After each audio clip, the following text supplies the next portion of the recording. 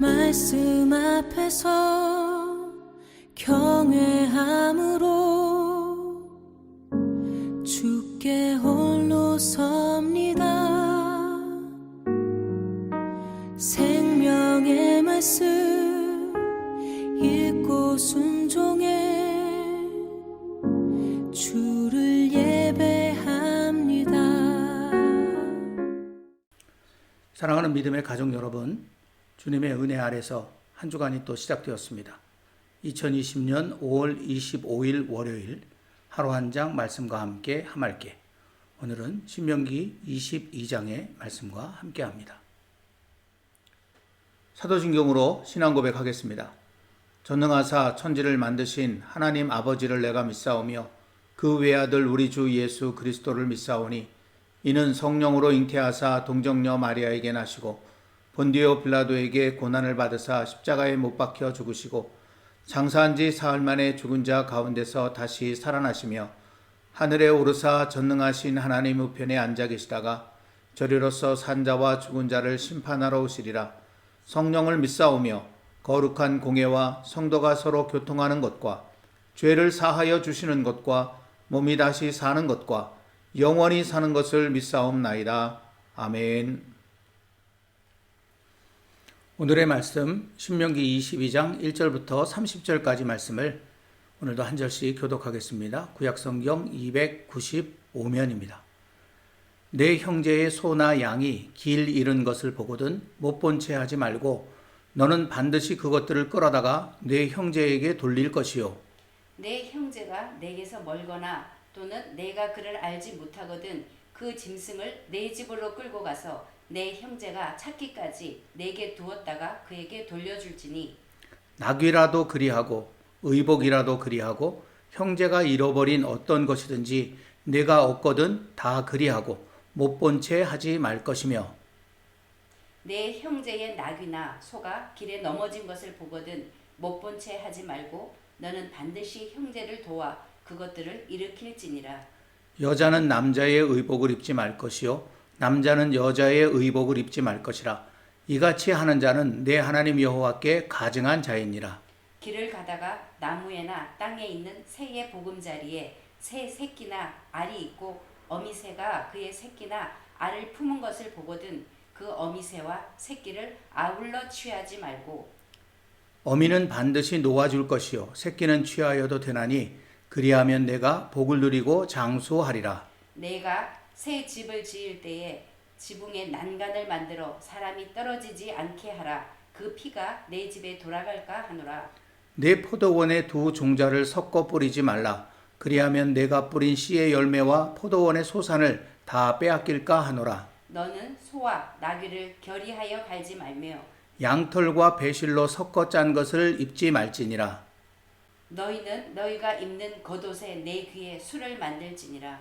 누구든지 아내를 맞이하여 그에게 들어간 후에 그를 미워하여 비방거리를 만들어 그에게 누명을 씌워 이르되 내가 이 여자를 맞이하였더니 그와 동침할 때에 그가 처녀임을 보지 못하였노라 하면 그 처녀의 부모가 그 처녀의 처녀인 표를 얻어가지고 그 성문 장로들에게로 가서 처녀의 아버지가 장로들에게 말하기를 내 딸을 이 사람에게 아내로 주었더니 그가 미워하여 비방거리를 만들어 말하기를 내가 내 딸에게서 처녀임을 보지 못하였노라 하나 보라 내 딸의 처녀의 표적이 이것이라 하고 그 부모가 그 자리옷을 그 성읍 장로들 앞에 펼 것이요 그 성읍 장로들은 그 사람을 잡아 때리고 이스라엘 처녀에게 누명을 씌움으로 말미암아 그에게서 은 100세겔을 벌금으로 받아 여자의 아버지에게 주고 그 여자는 그 남자가 평생에 버릴 수 없는 아내가 되게 하려니와 그 일이 참되어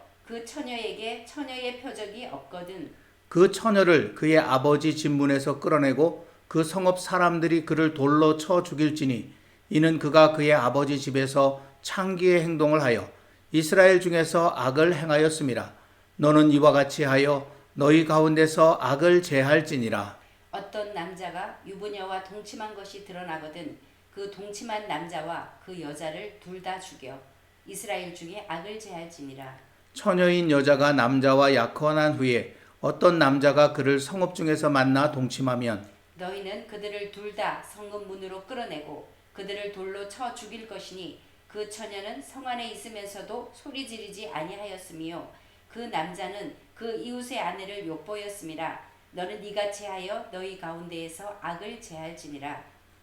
만일 남자가 어떤 약혼한 처녀를 들에서 만나서 강간하였으면 그 강간한 남자만 죽일 것이요 처녀에게는 아무것도 행하지 말 것은 처녀에게는 죽일 죄가 없음이라. 이 일은 사람이 일어나 그 이웃을 쳐 죽인 것과 같은 것이라. 남자가 처녀를 들에서 만난 까닭에 그 약혼한 처녀가 소리질러도 구원할 자가 없었음이니라. 만일 남자가 약혼하지 아니한 처녀를 만나 그를 붙들고 동침하는 중에 그 두 사람이 발견되면 그 동침한 남자는 그 처녀의 아버지에게 은 50세겔을 주고 그 처녀를 아내로 삼을 것이라. 그가 그 처녀를 욕보였은즉 평생에 그를 버리지 못하리라. 사람이 그의 아버지의 아내를 취하여 아버지의 하체를 드러내지 말지니라. 아멘. 오늘은 성경 말씀의 내용을 살피기 전에 먼저 성경 상식 하나를 나누려고 합니다. 그것은 성경의 장절에 관한 것입니다. 본래 성경에는 각 성경의 이름만 있을 뿐 장절이 있지 않았습니다. 극히 제한된 사람들만이 글을 읽을 수 있었고 성경 또한 양피지나 파피루스 등에 기록된 두루마리 형태로 존재하고 있어서 모든 사람이 다 성경을 가질 수도 없었기에 굳이 장절이 필요하지 않았기 때문입니다. 그러나 교육이 발달하면서 글을 읽을 수 있는 사람들이 많이 생겨나고 그에 따라 성경을 읽고자 하는 요구들이 커져서 여러 나라의 말로 성경이 번역되기 시작하였고 때마침 종이기술과 필경술이 함께 발전하면서 차츰 여러 사람이 성경을 갖게 되었습니다. 그러다 보니 자연히 함께 성경을 읽고 공부할 기회가 많아졌는데 그러면서 방대한 성경을 좀 더 손쉽게 찾아야 할 필요가 생겨났습니다. 이를 위해 학자들은 저마다 성경을 작은 부분이나 장으로 나누는 방법을 여러 가지 시도하게 되었습니다. 그러던 중 13세기 초 후에 영국의 캔터버리 대주교가 된 스티븐 랭턴이 프랑스 파리 대학교에서 성경을 가르칠 때 여러 나라에서 모인 학생들이 제각각의 방법으로 구분된 성경을 사용함으로 인해 수업이 제대로 이루어지지 않는 것을 보고 성경의 장을 구분하는 새로운 방법을 개발하였습니다. 성서의 역사라는 책에 따르면 랭턴이 개발한 이 책에는 독자들과 필경사들의 상상력을 사로잡았고 유럽 전역으로 신속히 퍼져 나갔다고 합니다. 그 결과로 14세기 라틴어역 불가타 성경이 이 체계를 받아들임으로써 정착하게 되었고 오늘날 대부분의 성경에서 그가 만든 장 번호를 사용하게 된 것입니다. 그리고 그로부터 약 300년 뒤인 16세기 중반 프랑스의 유명한 인쇄업자 겸 학자인 로베르 스테파누스라고도 하고 로베르 에스테인이라고도 하는 사람이 성경을 훨씬 더 쉽게 찾을 수 있다면 더 많은 사람이 보다 더 효과적으로 성경을 공부할 수 있을 것이라는 생각으로 성경에 절 번호를 붙이기 시작하였습니다. 그리고 드디어 1553년에 오늘날 사용되는 성경과 거의 동일한 장과 절로 된 프랑스어판 성경 전서를 최초로 발행하였습니다. 처음에 일부 사람들은 성경 본문을 여러 부분으로 쪼개어 놓아 마치 별개의 말씀처럼 보이게 만들었다고 그를 비난하였지만 여러 인쇄업자가 그의 체계를 받아들임으로써 정착하게 되어 오늘 우리에게까지 이어지게 되었습니다. 이렇게 성경의 장절은 본래부터 있었던 것이 아니라 시대가 지나면서 성경을 읽고 공부하는 데 도움이 되도록 덧붙여진 것입니다. 그런데 때론 이 장절의 구분이 성경을 이해하는 데 혼란을 주기도 합니다. 물론 앞서 말씀드린 것처럼 성경의 장과 절을 구분한 사람들이 성경을 깊이 연구하는 학자들이었기에 아무렇게나 한 것은 아닙니다. 하지만 인간의 이해라는 것이 한계가 있고 또 성경에 대한 여러 가지 자료들과 연구들이 축적되면서 그때와는 다른 새로운 성경에 대한 이해가 생겨나게 되었습니다. 그래서 우리가 성경의 장절에 너무 얽매이다 보면 자칫 더 중요한 하나님의 뜻을 놓칠 수 있습니다. 그러므로 우리는 성경의 장절을 참고는 하되 이것이 성경을 편리하게 찾아 읽기 위해 고안된 장치라는 것을 잊지 말고 너무 깊은 의미를 둘 필요는 없겠습니다. 오늘 제가 이 말씀을 드리는 이유는 지금 우리가 하말께를 진행하면서 편의상 우리가 가지고 있는 성경의 구분을 따라 하루 한 장씩 말씀을 묵상하고 있지만 그 한 장의 말씀마다 그 내용이 딱딱 구분되는 것은 아님을 말씀드리고 싶어서입니다. 오늘 묵상하는 신명기 22장 말씀만 해도 그렇습니다. 오늘 말씀은 크게 두 가지 주제를 품고 있습니다. 1절부터 8절까지는 지금까지 우리가 나누어온 십계명 제6계명 살인하지 말지니라는 계명의 세부 규정에 포함되는 내용이고 9절부터 30절까지는 십계명의 다음 계명인 제7계명 간음하지 말지니라는 계명과 연관된 세부 규정입니다.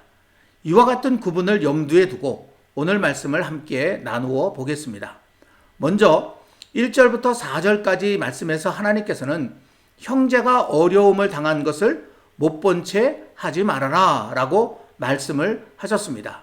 그래서 이 말씀 속에 못 본 채 하지 말고 라고 하는 말이 여러 번 등장하고 있습니다. 특히 이 4절의 말씀에 하나님께서는 형제라는 말을 무려 7번이나 사용하고 계십니다. 그만큼 하나님께서는 하나님의 백성인 우리가 서로 한 분 하나님 아버지의 자녀라는 사실을 잊지 말고 그 누구보다도 서로의 어려움을 돌아보며 서로의 삶을 돌보아주는 그런 삶을 살아야 한다고 간절하게 말씀하고 계시는 것입니다. 이것은 하나님의 맏아들이신 우리의 구주 예수님께서 우리에게 나타내신 바로 그 사랑입니다. 예수님은 우리를 형제로 여기시기에 죄로 인해 죽었던 우리를 못 본 척 할 수 없어서 하늘의 보좌까지 포기하시고 이 땅에 내려오셨습니다. 그리고 우리를 다시 살게 하려고 십자가에서 죽으시기까지 하셨습니다. 이 사실을 누구보다 잘 아는 사도 바울은 그 예수님의 마음을 이제 우리가 품고 살아가야 한다고 간절히 호소하였는데 그 말씀이 빌립보서 2장에 기록되어 있습니다. 특별히 4절, 5절 말씀만 제가 받들어 읽어보겠습니다. 각각 자기 일을 돌볼 뿐더러 또한 각각 다른 사람들의 일을 돌보아 나의 기쁨을 충만하게 하라. 너희 안에 이 마음을 품으라. 곧 그리스도 예수의 마음이니. 아멘.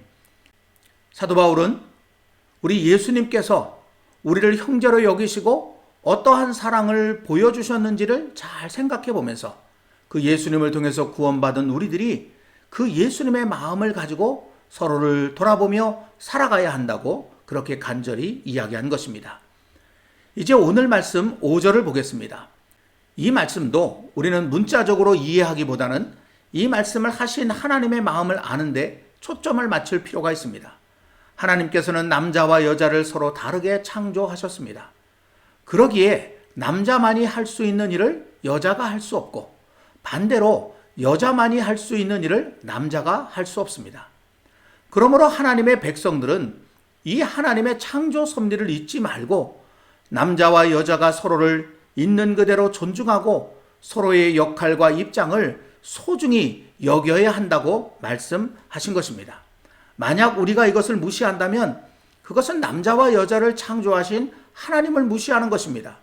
그래서 하나님께서는 그런 자들을 우상을 섬기는 자들과 똑같이 취급하셔서 가증한 자라고 말씀하신 것입니다. 우리는 이어지는 하나님의 말씀을 통해 하나님께서 생명을 얼마나 귀하게 여기시는지를 더욱 깊이 깨닫게 됩니다. 오늘 말씀 6절과 7절 말씀입니다. 우리가 아는 것처럼 하나님께서는 사람이 새를 잡아먹을 수 있게 허락하셨습니다. 그런데 이 말씀에서 유독 새끼나 알을 품고 있는 새는 잡지 못하게 하셨습니다. 그것은 모든 어미는 생명의 잉태자요 부양자이기 때문입니다. 다른 말로 하면 이 땅의 모든 어미는 그것이 사람이든 짐승이든 다 하나님을 닮은 존재라는 것입니다. 그래서 하나님께서는 어미 된 새는 잡지 못하게 하셨습니다.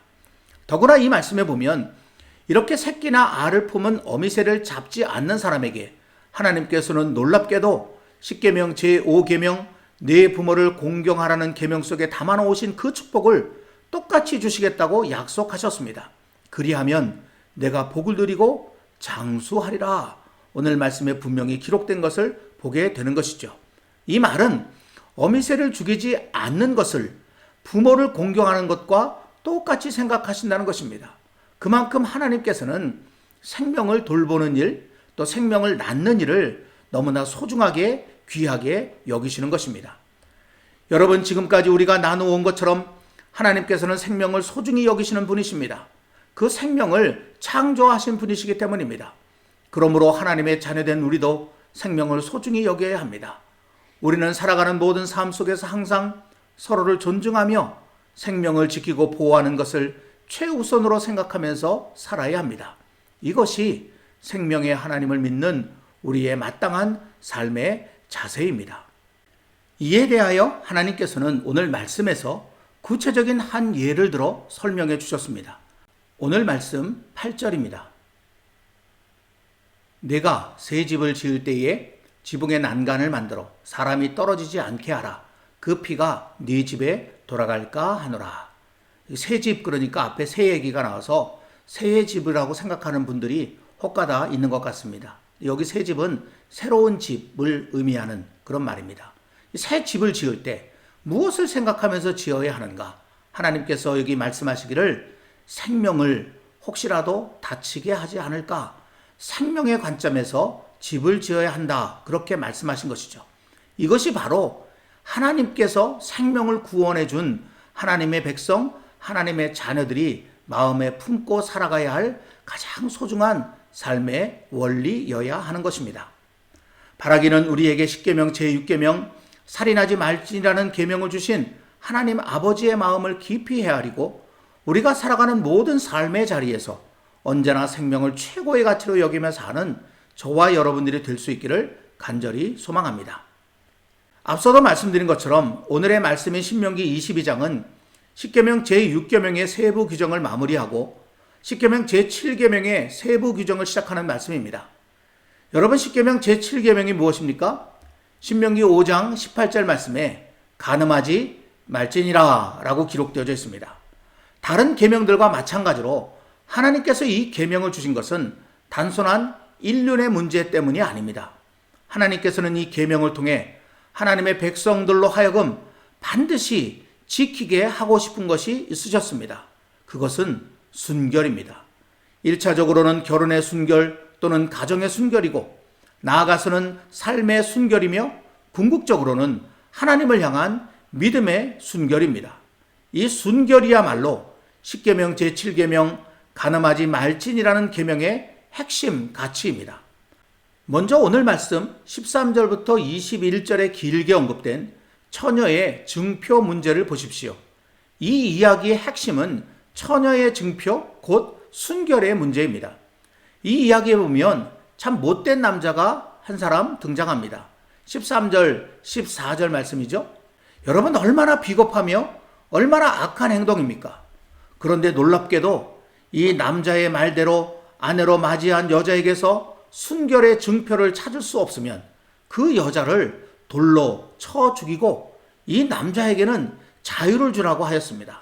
다만 순결의 증표가 확실히 존재한다면 이 남자를 때리고 또 이 남자로 하여금 여자의 부모에게 벌금으로 은 100세겔을 주고 그 여자를 평생 버릴 수 없는 아내로 삼아 함께 살아야 한다라고 했습니다. 이런 맥락을 자세히 들여다보면 이 이야기의 핵심은 다름 아닌 순결이라는 것을 분명히 알 수 있습니다. 그 뒤에 이어지는 이야기도 그렇습니다. 22절에 나오는 유부녀와의 동침은 명백하게 순결을 범한 죄악입니다. 그러기에 단도직입적으로 동침한 남자와 여자를 다 죽이라고 하셨습니다. 또 이어지는 23절부터 29절의 이야기도 보면 처녀가 어떤 남자와 동침하였더라도 약혼을 했느냐 안 했느냐에 따라서, 그리고 불가항력적인 강간이냐 아니면 다분히 의도적인 동침이냐에 따라 그 처벌이 달라졌습니다. 결국 순결을 지키고자 하는 마음이 있느냐 없느냐가 모든 것을 판단하는 기준이 된다는 사실을 우리는 깨닫게 되는 것입니다. 이런 규정들은 모두 직접적으로 결혼 또는 가정의 순결을 지키는 규정이라고 할 수 있습니다. 그런데 간음하지 말지니라는 계명의 세부 규정에 포함되는 매우 독특한 말씀이 있습니다. 오늘 말씀 9절부터 11절까지의 말씀입니다. 내 포도원에 두 종자를 섞어 뿌리지 말라. 그리하면 내가 뿌린 씨의 열매와 포도원의 소산을 다 빼앗길까 하노라. 너는 소와 나귀를 결의하여 갈지 말며 양털과 배실로 섞어 짠 것을 입지 말지니라. 언뜻 보아서는 잘 이해되지 않는 말씀이지만 순결이라는 관점으로 이 말씀을 들여다보면 이해가 됩니다. 이 말씀들은 하나님께서 창조하신 본래의 모습, 곧 창조의 순수성을 인위적으로 해치지 말라는 뜻을 담고 있는 말씀입니다. 그러니까 이 말씀들 또한 하나님의 백성들이 삶 속에서 지켜야 할 순결의 한 면을 담고 있는 것이죠. 하나님께서는 이처럼 하나님의 백성들의 순결을 아주 중요하게 여기십니다. 그래서 오늘 말씀에 보면 하나님의 백성들에게 특별한 규정을 하나 주셨습니다. 12절 말씀입니다. 너희는 너희가 입는 겉옷의 뇌귀에 술을 만들지니라. 제가 그림을 하나 여러분께 보여드릴 텐데 이게 이 말씀을 그림으로 표현한 것이거든요. 이스라엘 사람들이 전통적으로 입는 옷은 저렇게 아래쪽으로 앞뒤가 갈라져 있어서 그래서 네 귀가 생기게 되고 그 네 귀에 술을 달아라 라고 말씀하신 것입니다. 그렇다면 하나님께서 왜 이런 규정을 주신 것일까요? 민수기는 이에 대하여 좀 더 자세하게 기록하고 있습니다. 민수기 15장 38절과 39절입니다. 여러분, 이 말씀에 하나님께서 겉옷의 네 귀에 술을 달게 한 두 가지 목적이 분명하게 기록되어 있습니다. 하나는 여호와의 모든 계명을 기억하여 준행하게 하는 것이고, 다른 하나는 자신의 마음과 눈의 욕심을 따라 음행하지 않게 하기 위한 것입니다. 즉 하나님의 백성들로 하여금 하나님의 말씀, 곧 하나님 앞에서 삶의 순결을 지키게 하려고 하나님께서는 이런 특별한 규정을 하나님의 백성들에게 주셨다는 것입니다. 사랑하는 성도 여러분, 우리는 오늘 하나님께서 하나님의 백성들에게 주신 십계명 제7계명 간음하지 말지니라는 계명과 관련된 세부 규정들을 살펴보았습니다. 이 규정들을 통해 우리는 하나님께서 이 계명을 주신 목적이 하나님 백성의 순결한 삶을 위해서라고 하는 사실을 깨닫게 되었습니다. 그렇다면 하나님의 백성에게 순결이 왜 그토록 중요한 것일까요? 이에 대하여 사도 바울은 이렇게 우리에게 말해주고 있습니다. 고린도후서 6장 14절부터 16절까지 말씀입니다. 너희는 믿지 않는 자와 멍에를 함께 매지 말라. 의와 불법이 어찌 함께하며 빛과 어둠이 어찌 사귀며 그리스도와 벨리알이 어찌 조화되며 믿는 자와 믿지 않는 자가 어찌 상관하며 하나님의 성전과 우상이 어찌 일치가 되리요. 우리는 살아계신 하나님의 성전이라. 이와 같이 하나님께서 이르시되 내가 그들 가운데 거하며 두루 행하여 나는 그들의 하나님이 되고 그들은 나의 백성이 되리라. 아멘. 무엇입니까? 거룩하신 하나님께서 우리와 함께 계시기 때문이라는 것입니다. 이 말을 뒤집어 놓고 보면 우리의 순결한 삶은 하나님께서 우리와 함께 계신다는 증거가 된다는 것입니다. 이제 우리 모두 오늘의 말씀 앞에서 새롭게 다짐하며 나아가길 원합니다. 비록 우리가 내 귀에 술을 단 옷을 직접 입지는 않지만 우리의 마음과 삶에 영적인 술을 달고 늘 하나님의 말씀을 기억하며 그 말씀을 준행하면서 말 하나 마음 한 조각까지 순결하게 사물을 대할 때에도 하나님께서 창조하신 순수성을 지키면서 그렇게 살아갈 수 있기를 소망합니다. 그리하여 우리를 만나는 사람들마다 우리 안에 거룩한 하나님께서 함께 계심을 분명히 보게 되는 그런 아름다운 삶을 저와 여러분들이 살아낼 수 있기를 우리 주님의 이름으로 간절히 기원합니다. 오늘은 찬송가 420장 너 성결케 위에를 함께 찬송하도록 하겠습니다.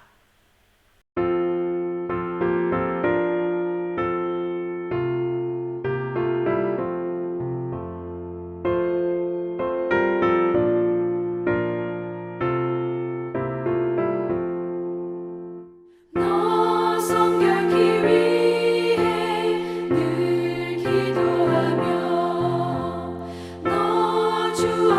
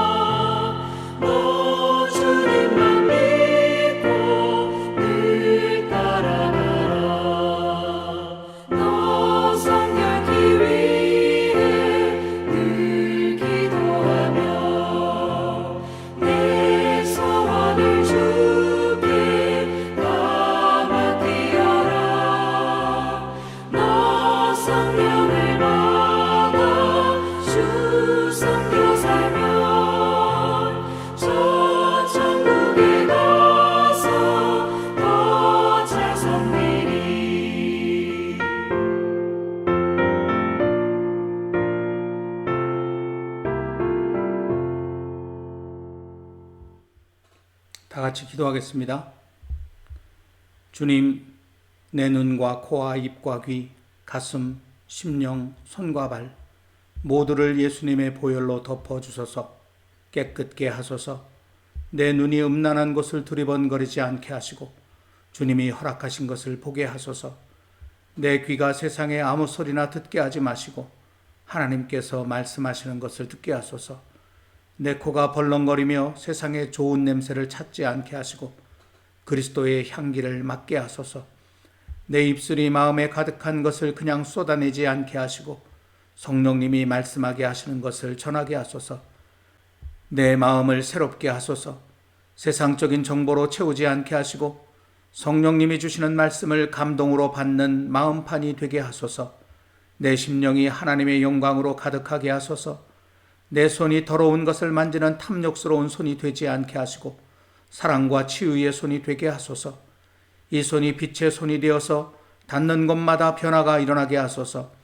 내 발이 내 욕심대로 움직이지 않게 하시고 서라 하시면 서고 가라 하시면 가고 춤추라 하시면 춤추게 하소서. 그리하여 이 모든 삶을 통해 거룩하신 하나님 아버지께서 나와 함께 계심을 세상이 알 수 있게 하여 주옵소서. 예수님의 이름으로 기도하옵나이다. 아멘. 계속해서 찬송과 함께 좀 더 깊은 기도로 나아가시기를 바랍니다.